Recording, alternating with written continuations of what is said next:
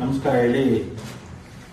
ಈಗಾಗಲೇ ಹೇಳಿದಂಗೆ ನಮ್ಮ ಮೂಲ ಪತ್ರಿಕಾ ಮಾಧ್ಯಮ ಗೋಷ್ಠಿಯ ವಿಚಾರ ಇವತ್ತು ಬೃಹತ್ ಉದ್ಯೋಗ ಮೇಳ ಜನವರಿ 31 ನಮ್ಮ ಕಿತ್ತೂರಿನಲ್ಲಿ ನಮ್ಮ ಶ್ರೀ ವಿದ್ಯಾಪೀಠ SVP ವಿದ್ಯಾಸಂಸ್ಥೆಯ ಆವರಣದಲ್ಲಿ ನಡೆಸಬೇಕು ಅಂತ ಒಂದು ತೀರ್ಮಾನ ಮಾಡಿದ್ದೀವಿ.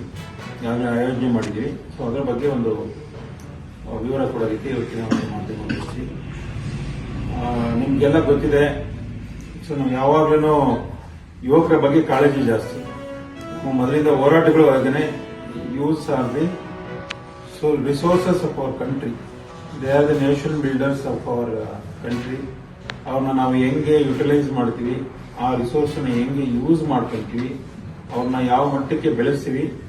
ಸೊ ಅದ್ರ ಮೇಲೆ ಅವರ ಇನೋವೇಷನ್ಸ್ ಇರ್ಬೋದು, ಅವರ ಇಂಟೆಲೆಕ್ಚುಯಲ್ಸ್ ಇರ್ಬೋದು, ಅವರ ಒಂದು ಟ್ಯಾಲೆಂಟ್ ಅನ್ನು ನಾವು ಹೆಂಗೆ ಉಪಯೋಗ ಮಾಡ್ಕೊಂಡು ದೇಶದ ಆರ್ಥಿಕ ಅಭಿವೃದ್ಧಿಗೆ, ದೇಶದ ಸದೃಢ ಬೆಳವಣಿಗೆಗೆ, ದೇಶದ ಮುನ್ನಡೆಗೆ ನಾವೆಲ್ಲರೂ ಬೆಳಕು ಚೆಲ್ಲಬೇಕಾಗುತ್ತೆ.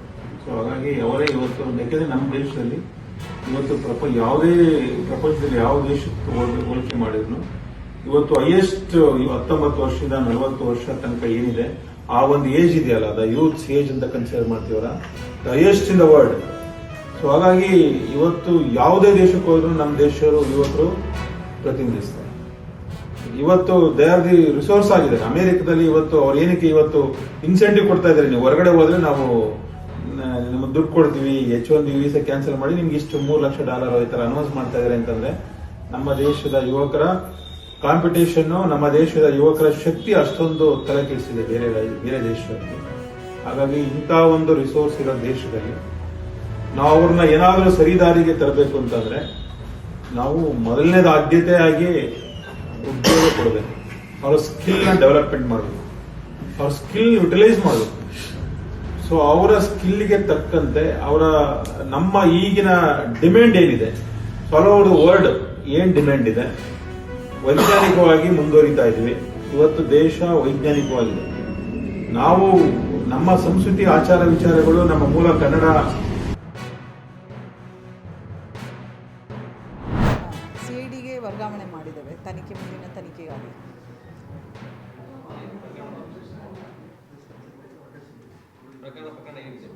ಅವ್ರದ್ದು ಹಣ ಅಕೌಂಟಿಂದ ಇದಕ್ಕಿದ್ದಂಗೆ ಟ್ರಾನ್ಸ್ಫರ್ ಆಗಿದೆ ಅಂತ ಹೇಳಿ ಚೆಕ್ ಮಾಡಿದ್ರು. ಅದಾದಮೇಲೆ ನಾವು ಚೆಕ್ ಮಾಡಿದಾಗ ಗೊತ್ತಾಗುತ್ತೆ ಯಾರು ಕಂಪ್ಲೇಂಟ್ ಕೊಟ್ಟಿದ್ದಾರೆ ಅವರು ಕೂಡ ಈ ಪ್ರಕರಣದಲ್ಲಿ ಭಾಗಿಯಾಗಿದ್ದಾರೆ ಅಂತ ಹೇಳಿ. ತದನಂತರ ನಾವು ವಿಸ್ತೃತವಾಗಿ ತನಿಖೆ ಮಾಡಿದಾಗ ಅದರಲ್ಲಿ huge amount of money transactions ಆಗಿದೆ. ತುಂಬ ಮಲ್ಟಿಪಲ್ ಅಕೌಂಟ್ಸ್ದು ಇನ್ವಾಲ್ವ್ಮೆಂಟ್ ಇದೆ. ಬೇರೆ ಸ್ಟೇಟ್ಸಲ್ಲಿ ಕೂಡ ಅದು ಎಲ್ಲ ಅದರದ್ದು ಅಕೌಂಟ್ಸು ಬೇರೆದೆಲ್ಲ ಸ್ಪ್ರೆಡ್ ಆಗಿರೋದ್ರಿಂದ ಈಗ CIDಗೆ ಅದನ್ನು ಕೊಟ್ಟಿದೆ. ಅದರಲ್ಲಿ ಇನ್ನೂ ಅದು ತನಿಖೆ ಹಂತದಲ್ಲಿರೋದ್ರಿಂದ ನಾನು ಪೂರ್ತಿ ಎಲ್ಲವನ್ನು ಹೇಳಲಿಕ್ಕೆ ಆಗೋದಿಲ್ಲ. ಹೌದು, ಈಗ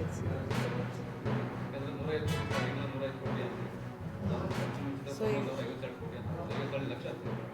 ಅದೇ ಈಗ ಮುಂದೆ ಅದನ್ನು ತನಿಖೆ ಹಂತದಲ್ಲಿದೆ. ಅದು ತನಿಖೆ ಈಗ ಅವರ ಹಂತದಲ್ಲಿರೋದ್ರಿಂದ, ಅಲ್ಲಿ ಕೊಟ್ಟಿರೋದ್ರಿಂದ ಅದ್ರ ಬಗ್ಗೆ ನಾನು ಹೆಚ್ಚಿನ ಮಾಹಿತಿ ಈಗಾಗಲೇ ಅದ್ರ ಬಗ್ಗೆ ನಿಮಗೆ ವಿವರವಾಗಿ ನಾನು ಮಾಹಿತಿಯನ್ನು ಕೂಡ ಕೊಟ್ಟಿದ್ದೆ. ಈ ಪ್ರಕರಣದಲ್ಲಿ ನಾವು ಈಗ 3 ಜನನ ಬಂಧಿಸಿ ಈಗಾಗಲೇ ಅವ್ರನ್ನ ಇದರಲ್ಲೂ ಕೂಡ ಒಪ್ಪಿಸಾಗಿದೆ. 1 ತಿಂಗಳು 1.5 ತಿಂಗಳ ಹಿಂದೆ ಆಗಿದೆ. Thank you. ಹಾಂ